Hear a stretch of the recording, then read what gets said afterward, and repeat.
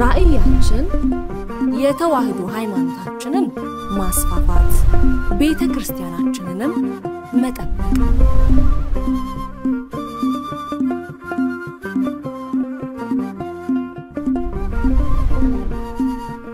ሰላም ጤና ይስጥልኝ የተከበራችሁ የእማማ ሚዲያ አድማጭ ተመልካቾቻችን እንደምን ቆያችሁ እንደምሰነበታችሁ የእማማ ጠቅላላ ማህበር ዜና እንደሚከተለው ወደ እናንተ እናደርሳለን አብራችሁን ቆዩ ከዜናዎቹ ጋር እኔ ኤደን ሄኦላ ነኝ በቅድሚያም ሀያት ፈለገ ህይወት መጥምቀ መለኮት ቅዱስ ዮሐንስና ቅዱስ ኡራኤል ወቅድስት ሐና ቤተክርስቲያን የቅድስት ሐና ዓመታዊ በዓል ተከብሮ ዋለ በአዲስ አበባ ሀገረ ስብከት በአያት ፈለገ ህይወት መጥምቀ መለኮት ቅዱስ ዮሐንስና ቅዱስ ኡራኤል ወቅድስት ሐና ቤተክርስቲያን የቅድስት ሐና ዓመታዊ በዓል መላከ ኃይል ቆሞስ አባ ኃይለ ማርያም የደብሩ አስተዳዳሪ የገዳማትና አድባራት አስተዳዳሪዎች ሊቀ ትጉሃን መምህር ገብረ መስቀል ኃይለ መስቀል የሃይማኖት ዕውቀት ማስፋፊያ ጠቅላላ ማህበር መስራችና ዋና ስራ አስኪያጅ ሊቃውንተ ቤተክርስቲያን ሰባኪያነ ወንጌል ዘማሪያን እንዲሁም ምዕመናን በተገኙበት በዓሉ በድምቀት ተከብሮ ውሏል በእለቱም በሊቀ ትጉሃን መምህር ገብረ መስቀል ኃይለ መስቀል ትምህርተ ወንጌል ተሰጥቶ በመላከ ኃይል ቆሞስ አባ ኃይለ ማርያም ደሴ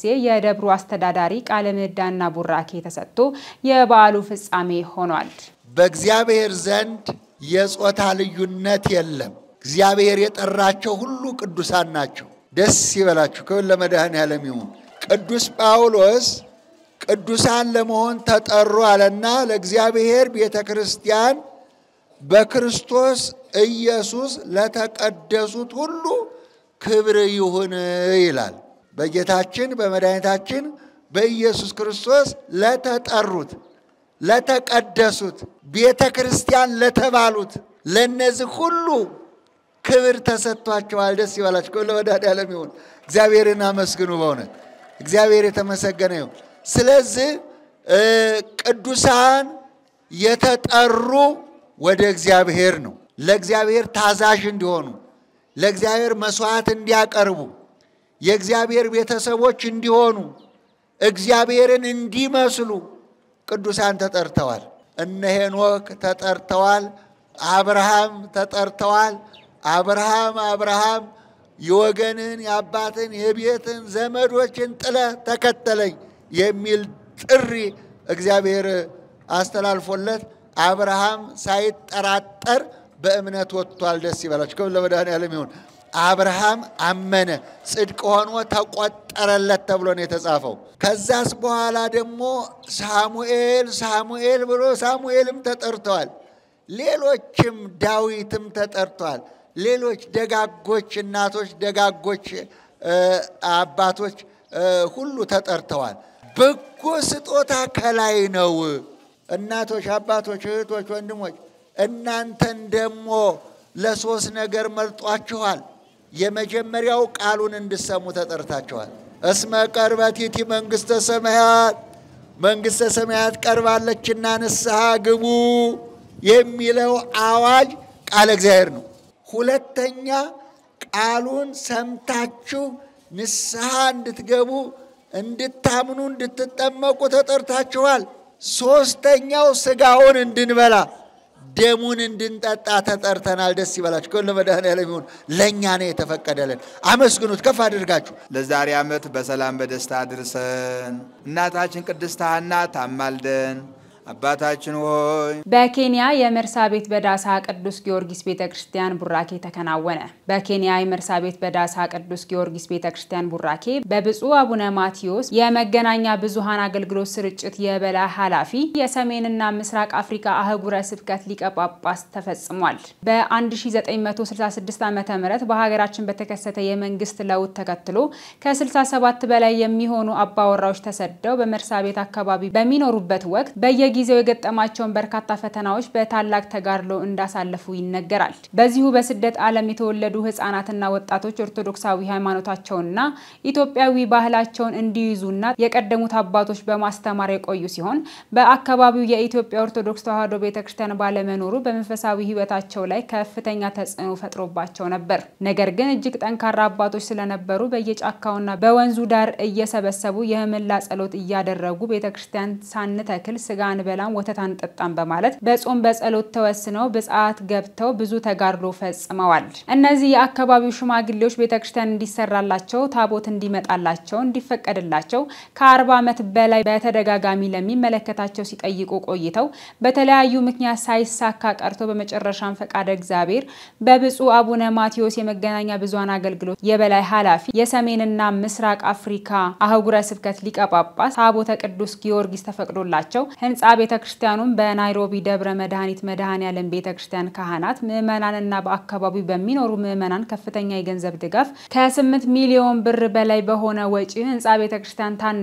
አስፈላጊ ንዋየ ቅዱሳቱ ተሟልተው ህዳር 7 ቀን 2018 ዓመተ ምህረት ቅዳሴ ቤቱ ከብሯል። በእለቱም መጋቢ ሃይማኖት ቆሞስ አባ አብርሃም የቅዱስ ሲኖዶስ ምክትል ጸሐፊና የሰሜን አፍሪካ ሀገረ ስብከት ስራ አስኪያጅ እና ሌሎችም አባቶች በተገኙበት ተከብሮ ውሏል። መረጃው የኢትዮጵያ ኦርቶዶክስ ተዋሕዶ ቤተክርስቲያን መገናኛ ብዙሃን አገልግሎት ነው። ብፁዕ አቡነ ሕርያቆስ ሊቀ ጳጳስ በሃዲያና ስልጤ ሀገረ ስብከት በመካ ወረዳ ቤተ ክህነት በጥንታዊ ቦረራ ደብረ አሚን መድኃኔዓለም ቤተክርስቲያን ሐዋርያዊ ጉብኝት አደረጉ። ብፁዕ አቡነ ሕርያቆስ በኢትዮጵያ ኦርቶዶክስ ተዋሕዶ ቤተክርስቲያን የአዲስ አበባ እንዲሁም የሃዲያና ስልጤ ሀገረ ስብከት ሊቀ ጳጳስ በሃዲያና ስልጤ ሀገረ ስብከት በመካ ወረዳ ቤተ ክህነት ቦረራ ደብረ አሚን መድኃኔዓለም ቤተክርስቲያን ሐዋርያዊ ጉብኝት አድርገዋል። ቦረራ ደብረ አሚን መድኃኔዓለም ቤተክርስቲያን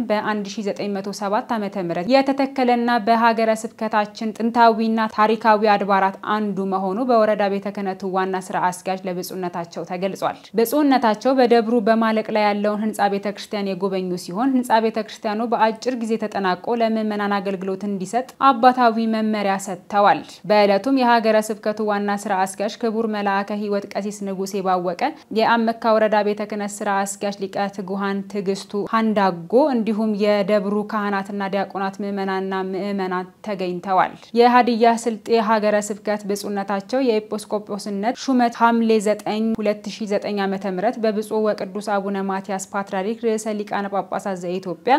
አንብሮተ እድ ከተሾሙ ጀምሮ በአባትነት የሚያገለግሉበት ሀገረ ስብከት እንደሆነም የሚታወቅ ነው። መረጃው የአዲስ አበባ ሀገረ ስብከት ሚዲያ አገልግሎት ነው። በመንበረ ጵጵስና ምዕራፈ ቅዱሳን አቡነ ተክለ ሃይማኖት አንድነት ገዳም የህንጻ ምረቃ ተከናወነ። በህንጻው ምረቃ ህዳር 6 ቀን 2018 ዓመተ ምህረት ወደ ደቡብ ምዕራብ ኢትዮጵያ ዳውሮ ኮንታ ሀገረ ስብከት ታርጫ ከተማ ያቀኑት ብፁዕ አቡነ ኤልያስ የጋሞና የጎፋ ሀገረ ስብከት ሊቀ ጳጳስ፣ ብፁዕ አቡነ ፊሊጶስ የቅድስት ሥላሴ መንፈሳዊ ኮሌጅ ፕሬዝዳንት የደቡብ ኦሞና አሪ ዞኖች ሀገረ ስብከት ሊቀ ጳጳስ፣ ብፁዕ አቡነ መልከጼዴቅ የጉራጌ ሀገረ ስብከት ሊቀ ጳጳስና የቅዱስ ዜና ማርቆስ መንፈሳዊ ኮሌጅ የበላይ ኃላፊ ሊቀ ጳጳስ፣ ብፁዕ አቡነ ገሪማ ኮሬና ቡርጂ ሀገረ ስብከት ሊቀ ጳጳስ፣ ብፁዕ አቡነ ኒቆዲሞስ የምስራቅ ሐረርጌ የምስራቅ ወለጋና የሆሮ ጉድሩ ሀገረ ስብከት ሊቀ ጳጳስ፣ ብፁዕ አቡነ ጢሞቴዎስ የዳውሮ ኮንታና ሐላባ ጣምባሮ ሀገረ ስብከት ሊቀ ጳጳስ፣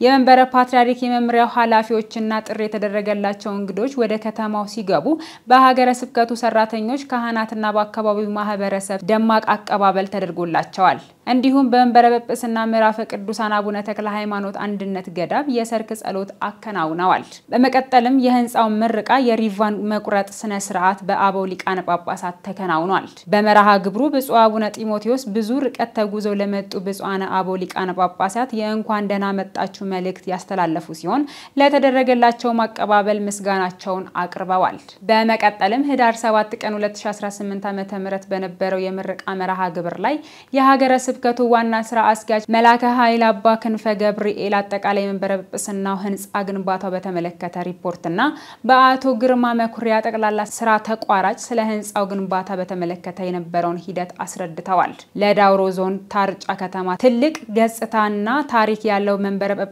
በከተማችን መግባቱ እንዳስደሰታቸው የገለጹት የዞኑ ምክትል አስተዳዳሪ የሆኑት አቶ አስፋው ደሳለኝ ከዚህ በፊት አቅማችን የፈቀደው እገዛ አድርገናል፣ ወደፊትም አጠናክረን እንቀጥላለን ሲሉ ገልጸዋል። የታርጫ ከተማ ከንቲባ የሆኑት አቶ አስናቀ አበበ በበኩላቸው ብፁዕነታቸው ወደ ከተማው ከመምጣታቸው በፊት የነበረው አለመግባባቶች ተፈተው በአንድነት ለመንፈሳዊ ስራዎችና ልማታዊ ተግባራት በአንድ ልብ ለከተማው አንድነት መሰለፋቸውን ለማህበረሰቡ የላቀ ነው። ብፁዕነታቸው ለከተማችን በረከት ናቸው። ስለዚህ ቤተክርስቲያን በሚገባት ሁሉ የሚገባትን እናደርጋለን ሲሉ ገልጸዋል። እንዲሁም በምርቃት መርሃ ግብሩ ላይ ካህናት ሊቃውንት የሊቃውንትና የሰንበት ትምህርት ቤት ወጣቶች ወረብ ያሬዳዊ ዝማሬ